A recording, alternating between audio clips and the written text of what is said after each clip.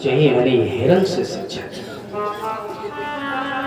मछली को मैंने गुरु बनाया और मछली को गुरु बना करके मैंने शिक्षा ली है कि मछली की भांति जिह्वा में लोग के कांटे में अगर हम फंस गए तो हमें एक दिन मरना पड़ेगा। ये मैंने मछली से शिक्षा ली।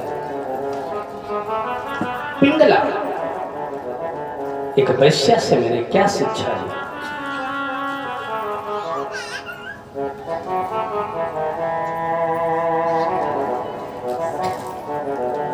एक वैश्या से मैंने शिक्षा ली कि एक वैश्या जो है सज धज करके एक बाजार में गई, परंतु उसके पास में कोई आया नहीं, और जब वो नहीं आया कोई तो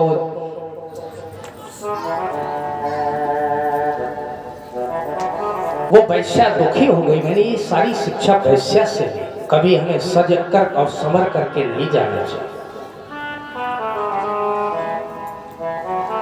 कुरीरी पक्षी को गुरु बनाया, बालक को गुरु बनाया, कुंवारी कन्या को गुरु बनाया।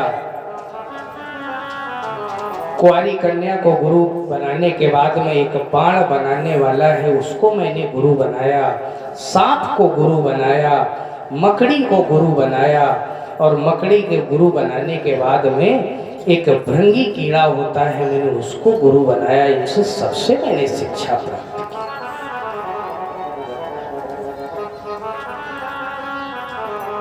भगवान कृष्ण और उद्धव जी का संवाद हुआ। हंसोपाख्यान की कथा सुनाई, भक्ति योग के बारे में बताया सुखदेव भगवान ने, ध्यान योग के बारे में बताया, सिद्धि योग के बारे में बताया, और विभूतियों का वर्णन किया है सुखदेव भगवान ने राजा परीक्षित से।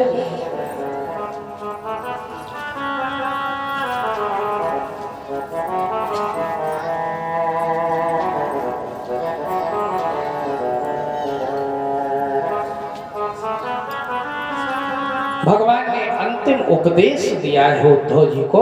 उद्धव, हम इस धराधाम पर 125 वर्ष यानी 125 वर्ष के लिए इस धराधाम पर आए थे।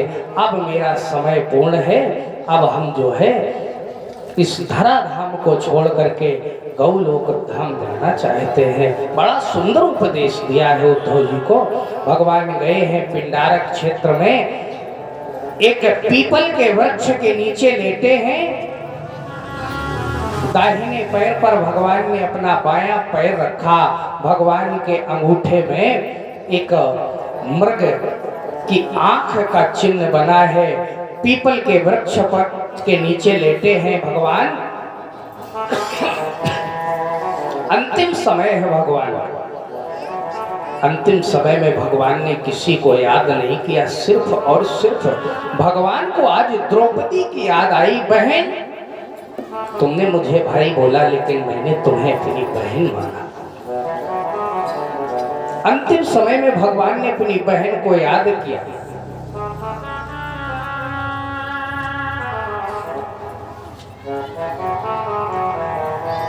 द्रौपदी पड़ा मैं प्यासा हूँ, हो सके तो नीर पिला जाना।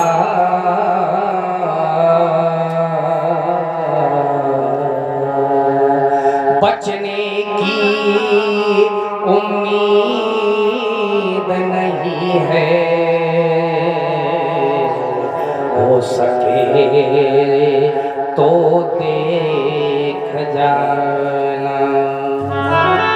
बचने की उम्मीद नहीं है द्रौपदी, ये भाई तुम्हारा आज पूर्ण समय है जाने के लिए उद्धत है। द्रौपदी, तुम चाहो तो अंतिम समय में अपने भाई के दर्शन कर लो। द्रौपदी पड़ा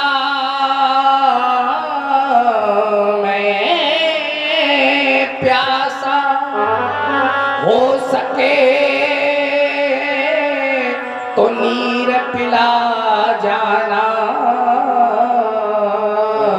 बचने की उम्मीद नहीं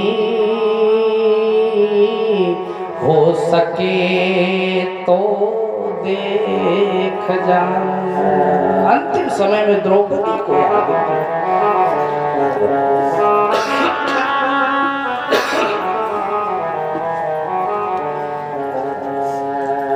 वही बहेलिया जिसने उस कील को अपने बाण की नोक पर लगाया, दूर बैठा है। ये सब भगवान की कृपा है। जो हो रहा ये ईश्वर की कृपा है, जो होगा वो भी ईश्वर की कृपा है, ईश्वर की कृपा से होगा, और जो आगे होगा वो भी ईश्वर की कृपा से, जो हो चुका है वो भी ईश्वर की कृपा से होगा। बहेलिए ने बाण चढ़ाया, वही कील बाण की नोक में लगी है। भगवान का पैर दिखा, अंगूठे में मृग का नेत्र समझ करके उस बहेलिए ने बाण का संधान किया, और जैसे ही बाण का संधान किया भगवान के पैर में वो बाण आकर के लगा। भगवान के मुंह से चीत्कार निकल गई। बहेलिया दौड़ करके आया, प्रभु मुझसे अपराध हो गया, प्रभु आप मुझे क्षमा कर दो। भगवान बोले कोई बात नहीं, ये जो हुआ है मेरी इच्छा से हुआ है। भगवान का शरीर को लोग धाम गए, भगवान स्वधाम गमन हुए। यहाँ पर एकादश स्कंद की कथा विराम होती है और द्वादश स्कंद की कथा आरंभ होती है। परीक्षित जी ने पूछ दिया, गुरुदेव ये बताओ कलयुग के राजा कैसे होंगे, वंश का वर्णन बताओ। तब सुखदेव भगवान कहते हैं कलयुग के राजा जो है, एक जगह एक विद्यालय में लिखा हुआ था, संस्कृत का शब्द था, ध्यान देना उस शब्द पर। एक जगह लिखा हुआ था विद्यालय में प्राथमिक विद्यालय, और नीचे लिखा हुआ था विद्याधनम सर्वधनम प्रधानम। विद्याधनम सर्वधनम प्रधानम। तो वहां पर एक पंडित जी खड़े हुए थे, तो पंडित जी से किसी ने पूछ दिया, पंडित जी इस ये प्राथमिक विद्यालय के नीचे क्या लिखा हुआ है? बोले विद्याधनम सर्वधनम प्रधानम। इसका मतलब क्या हुआ? पंडित जी बता नहीं पाए। तब तक एक पास में खड़े हुए व्यक्ति वो बोले विद्या के लिए आया हुआ धन सब प्रधान जी का होता है। कलयुग के राजा ऐसे होंगे, बुरा मत मानना कोई। कलयुगी राजाओं के वंश का वर्णन किया, कल की दोष के बारे में बताया। जब पृथ्वी पर अधर्म बढ़ जाएगा और धर्म की स्थापना करने के लिए मुरादाबाद जिले में संभल ग्राम में कुंवारी कन्या के गर्भ से विष्णु यश नाम ब्राह्मण के यहाँ पर 5 साल की जो कुंवारी कन्या है उसके गर्भ से कल की भगवान का अवतार होगा और अधर्म को मिटा करके धर्म की स्थापना करेंगे और ध्वजा फहराएंगे।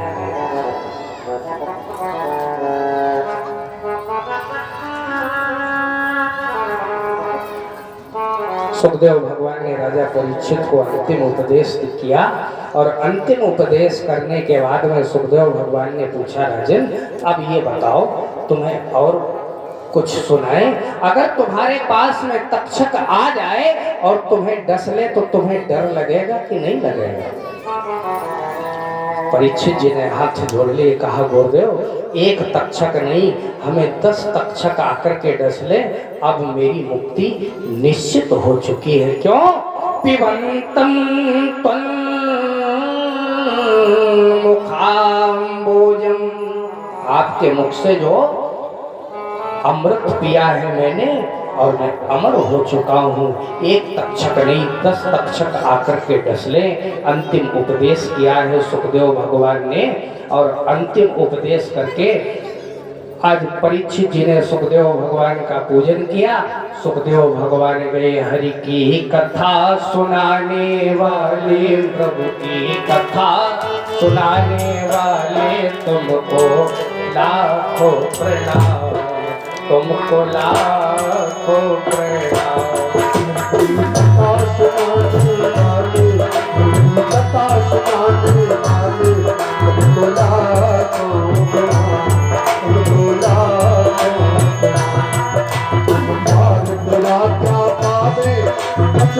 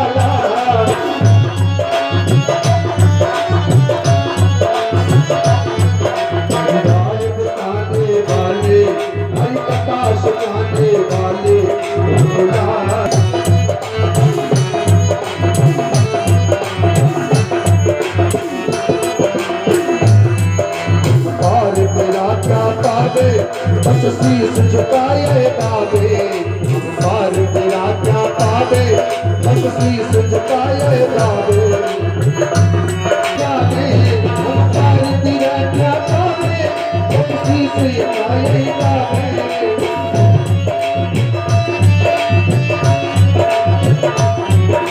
कथा सुनाने वाले, कथा सुनाने वाले,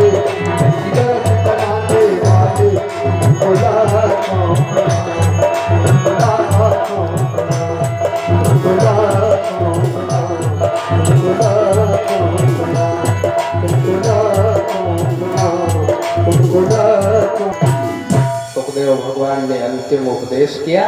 परीक्षित जी ने सुखदेव भगवान का पूजन किया और सुखदेव भगवान गमन हुए। उठे में दर्शन किया, उससे पहले परीक्षित जी का मोक्ष हो चुका था। बोले गोविंद भगवान की। परीक्षित के पुत्र जन्मेजय ने सर्पेष्टि यज्ञ किया और अनेक सर्पों की आहुति दी। जैसे ही देखा तक्षक नाग केवल बचा हुआ है, इसकी आहुति देने वाले थे, तब तक आस्तिक मुनि आए और आस्तिक मुनि ने महात्मा जन्मेजय से भिक्षा मांग ली कि बस इसी तक्षक की आप हमें भिक्षा प्रदान कर दो। अब जन्मेजय ने तक्षक की भिक्षा प्रदान की और वहीं पर महाराज सर्पेष्टि यज्ञ विराम हुआ। वेदों की उत्पत्ति बताई और वेदों की उत्पत्ति बताने के बाद में एक श्लोक 3 बार बोलना चाहिए। आइए हमारे साथ में आप वही श्लोक सभी लोग बोले।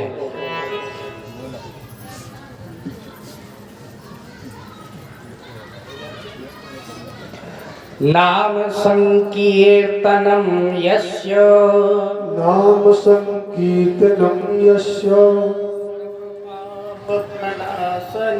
सर्व पाप प्रणाशनम, प्रणामो दुख समनः, प्रणामो दुख समनः, तम नमामि हरिं परम, तम नमामि हरिं परम। नाम संकीर्तनम यस्य,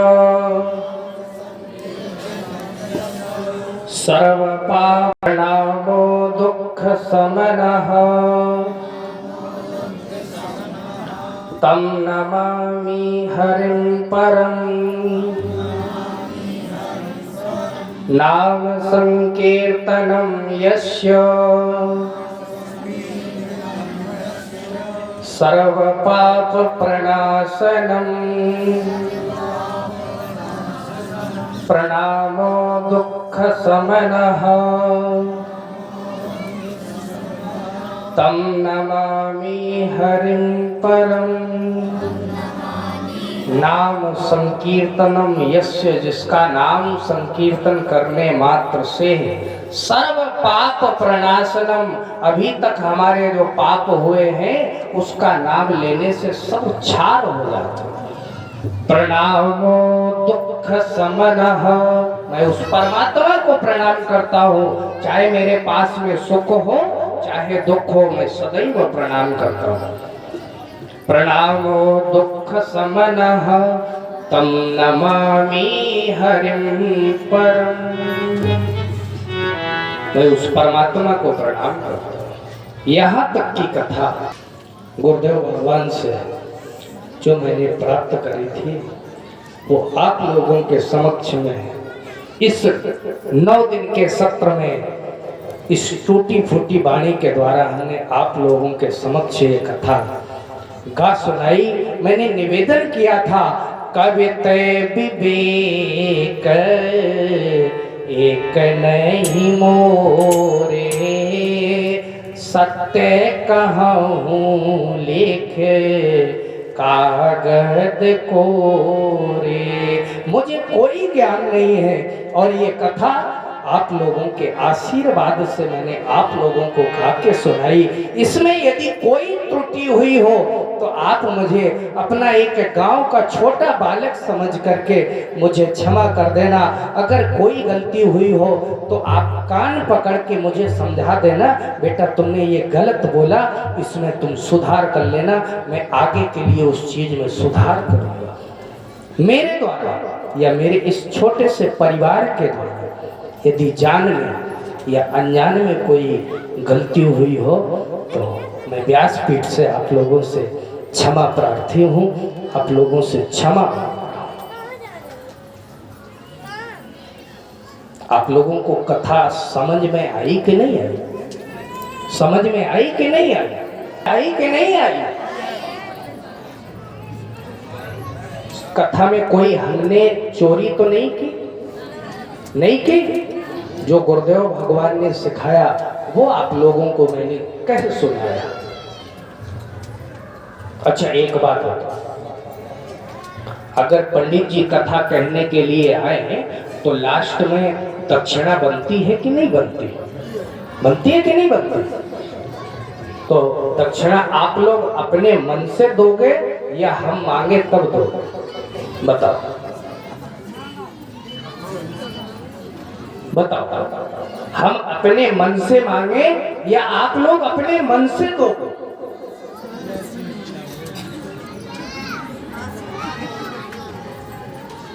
बताओ,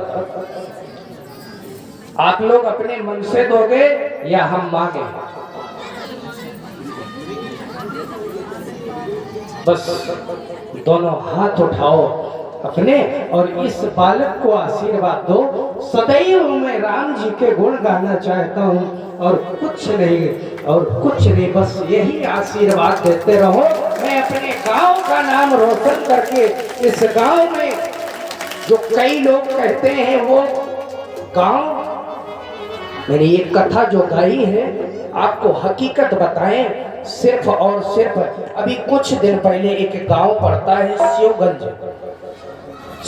गांव पड़ता है। महाराज जी ने कहा एक दिन की कथा बोल दो। मैंने एक दिन की कथा बोली और उस कथा बोलने के बाद में जब हम आए हैं कमरे पर तो हमसे उन्होंने एक बात पूछी, ये बताओ पंडित जी आप रहने वाले कहाँ के हो? तो मैंने कहा दादा मैं औरैया के पास एक छोटा सा गांव है जिसका नाम है भाऊपुर। तो उन्होंने जो शब्द बोला है वो मेरे दिल में इतना चुभा हुआ है, शायद ही है वो जब तक मैं जीवित रहूंगा तब तक वो शब्द मेरे दिल से नहीं निकल सकता। उन्होंने एक शब्द बोला कि वो गुंडों का गांव भाऊपुर, उस गांव से आप हो।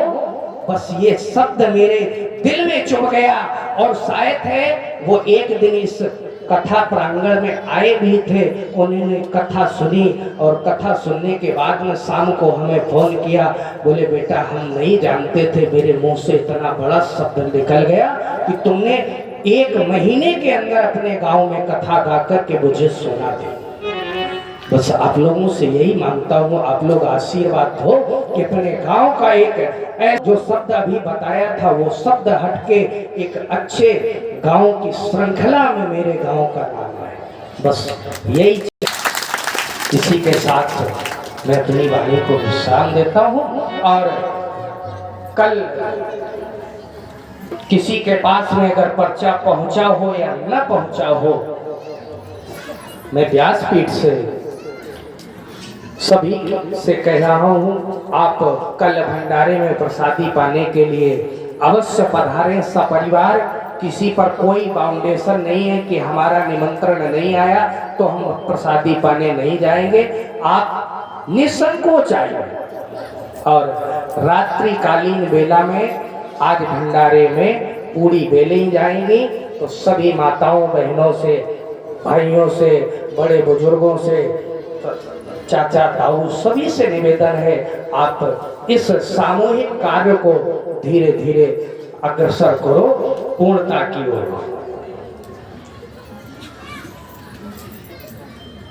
ठीक शाम को सभी लोगों को आना है पूरी बेलने के लिए, और कल उनको हवन में भी बैठ सकता है और प्रसादी पाने के लिए आप लोग निसंकोच आए। बोलिए गोविंद भगवान की जय। आइए दो बार परमात्मा का नाम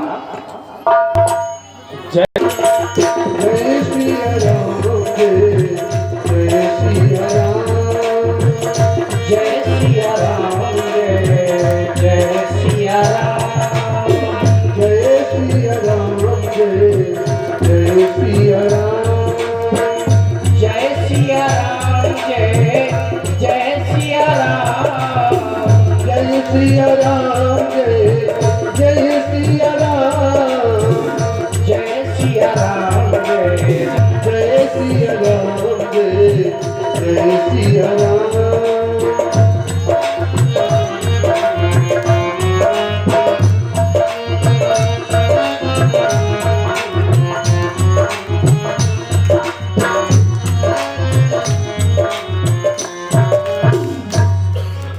सभी लोग आके खड़े हो जाएं।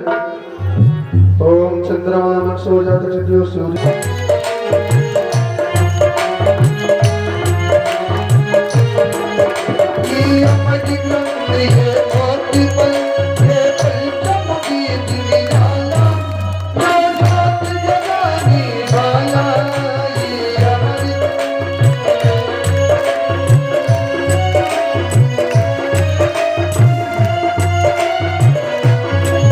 हरि नाम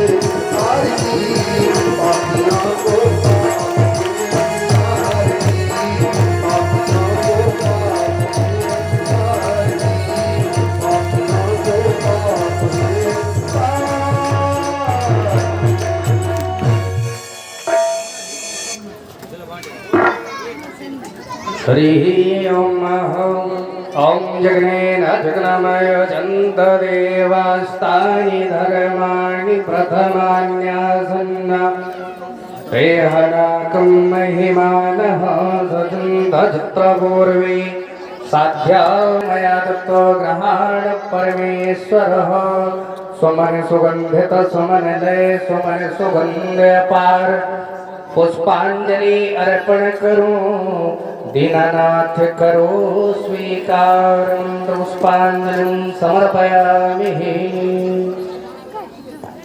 बोलो श्रीमद् भागवत महापुराण की। गुरु व्यास